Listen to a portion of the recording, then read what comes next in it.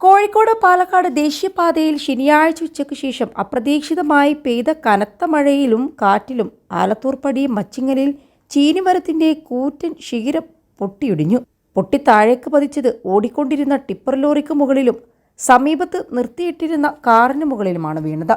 Tipper ലോറിയുടെ ക്യാബിനും സ്റ്റിയറിംഗിനുമിടയിൽ കുടുങ്ങിയ driver Melmuri ചുങ്കം സ്വദേശി CK അമീറിനെ മലപ്പുറം അഗ്നിരക്ഷാസേനയെത്തി പരിക്കുകൾ കൂടാതെ പുറത്തെത്തിച്ചു.